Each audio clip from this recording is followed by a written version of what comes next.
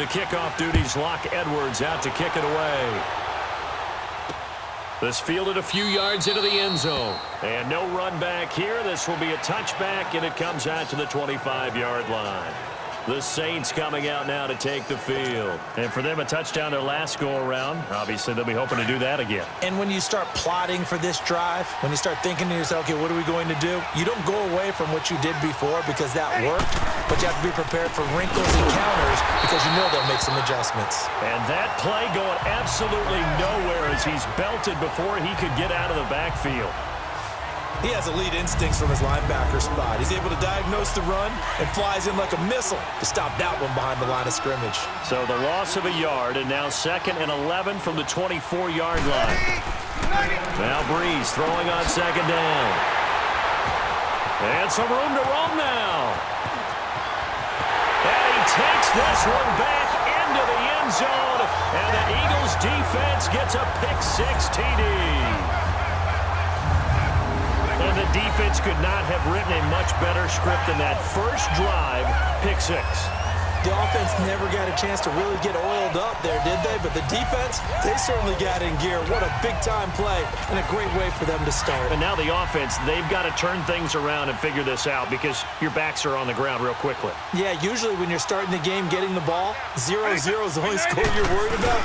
Now the second time you get it, you're already down a touchdown. And that's why you put a Hall of Famer back there. He's in for 2 points. And they turn the pick-6 into a pick-8 with that 2-point conversion. I love how you upsell. That is outstanding right there. What a big-time play.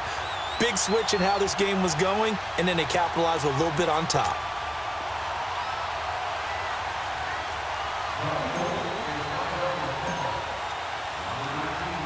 So they'll get another shot on offense following that pick-6, and now the kick is away. This is fielded at the goal line. And he'll bring it a few past the 20 to the 23-yard line. And now the Saints get set to trot out there. We have witnessed touchdowns on back-to-back drives. We'll see if the offense can continue this uptick here. And I know you're looking at me funny. You're wondering when I'm going to get upset watching these guys go up and downfield, aren't you? I wasn't looking at you. I got something in my eye. That's the excuse that you always use for something like that.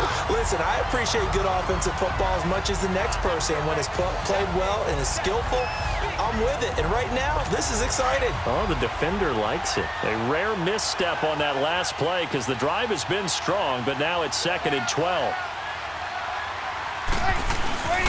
On 2nd down, Ingram. And a short gain there as he'll get it up only to about the 24. On the stop, it's Ray Nitschke. In on the tackle there, Ray Nitschke. And his heyday, it was before my day, it was before your day, but he was something else. Look, I can still see that 6'6" on his jersey. And him rattling running backs and getting after quarterbacks. He used to wrap his forearms up, and he just had that big flipper and come up and thump people in the chest. He was an absolute marvel playing in the linebacker position, especially right there in the middle. A Hall of Famer in 1978, and deservedly so. Nice catch right there. Brings to mind the sentence, when in doubt, find your veterans. I used to laugh back in the day when they would call guys like him crafty veterans. You get up in your 30s, you're still playing receiver, but you're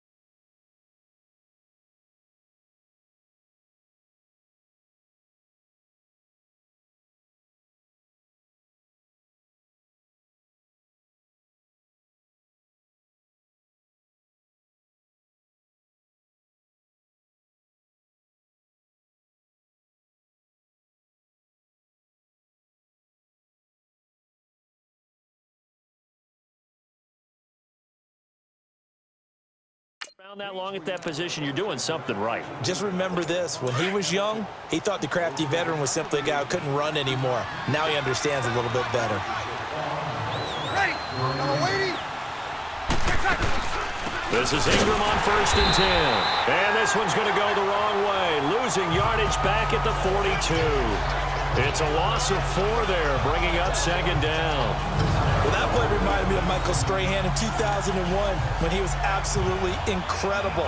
That was the year he set the single-season record for most sacks with 22 and a half. And not surprisingly, Defensive Player of the Year that season. And he also led the league in sacks in 2003. 142 and a half in his career. But they face a 2nd and long to start things out.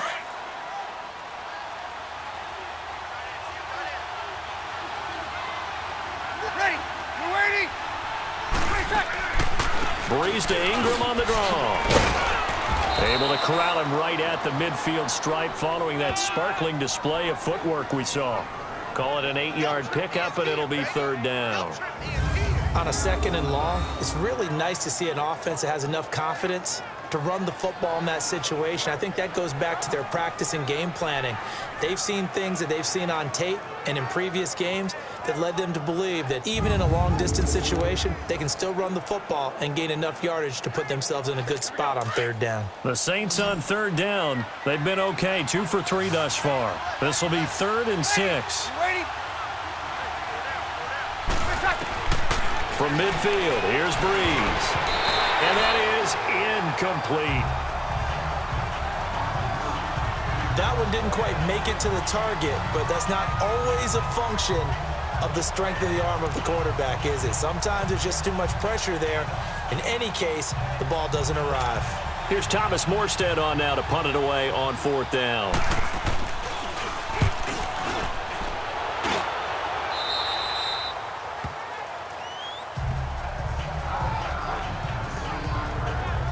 And out now come the Eagles. They're starting to pull away with this one. Early on that first quarter, they didn't look so great offensively. What has changed? Sometimes it's just a matter of doing what you plan to do better. Sometimes you just put that all together and you execute. Other times it's just in a simple adjustment in your game plan, finding a spot that maybe was a little weaker than maybe you thought, and going to that. So many different things, so many different ways, but right now, you got to like what they're doing. They have put distance between themselves and their opponent. Looking to add on here in the second quarter. They'll run it now out of the gun. And he's taken down, but able to slip across the 35. 11 more yards that go around, a 1st down as well. We don't talk about it very often, but sometimes there's a dip in intensity when you start the second half, which can manifest itself in some sloppy tackling. And how about right there? He ran right through that weak tackle attempt. So from the 36 now, 1st and 10. Right back to him on 1st down. And an alley to run. And he'll be stopped right at midfield. Back-to-back nice gains. That one for 14 yards and another 1st. We've seen him break off a big run already in this game, and for a second, that one looked like it might be another. Yeah, I think that any defense would say, look, we can't let him get to the second level, because sometimes he'll break off the big run on his own, but oftentimes you get additional blocking at the second level, which gets you deeper into the secondary. Some extra space following the display of power. Down just inside the 45. It's a 6-yard gain on the ground, and that'll make it 2nd and 4. 2 minutes to play here in the first half. We'll come back here right after this.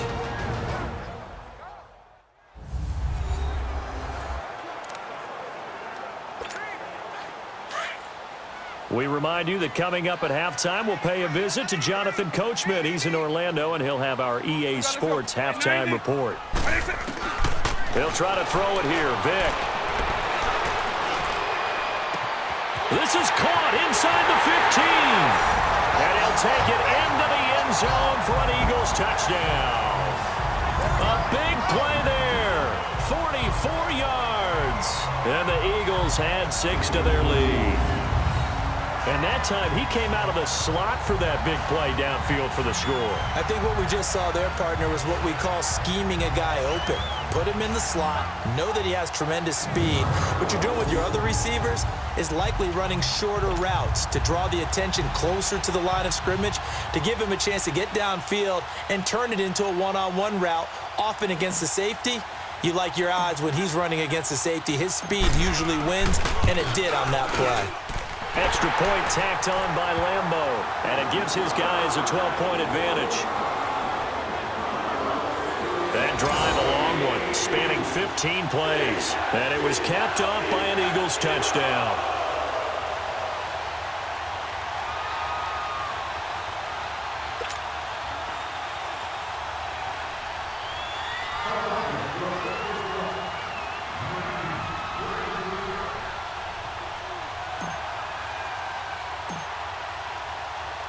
Now the punter, who also does the kickoff duties, Locke Edwards, out to kick it away. And this will be a touchback as that sails over the end line. Drew Brees getting ready to go again on offense. He's had a solid start to this game, but bottom line is they're losing, so he doesn't care about his stats. He just wants to right the ship on the scoreboard. He wants to actually increase his stats because he feels like if he does, that means things will get better. Pressure comes, and down he goes. The Eagles get there for the sack. Mean Joe Green breaking through to get him for a loss of 7. And we say it all the time, have to be able to get rid of the ball sooner than that. You have to help your offensive line out. They're going to protect you as best they can.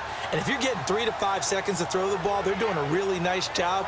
But when you hold it and give up a sack, you're really almost discrediting their work.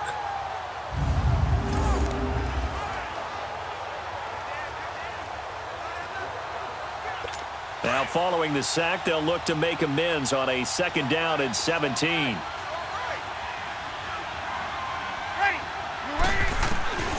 Brees now to throw. And it's knocked away and incomplete. This defense has been very disruptive early on as they force another one to go awry. Seems to be the front and the back end. Pass rush, they've been able to get home, and they're taking the ball away in coverage as well. I love how you put it together. The front and back working in sync, only way to play good defense. The Saints on 3rd down. They've hit 2 for 4 thus far. This is 3rd and 17. Ready. Yellow lady. Brees hands to Ingram. And he was able to shed the tackle, but the reserves come in for the stop.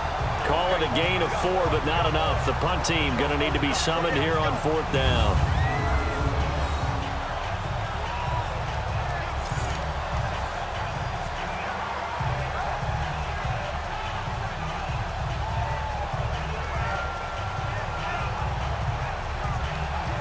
Here's Thomas Morstead now, as he'll kick it away for the 2nd time. It's taken to the 26. Skirts by him at the 35. And a second spin. And he'll score. Touchdown, Eagles. In for the score. And the Eagles add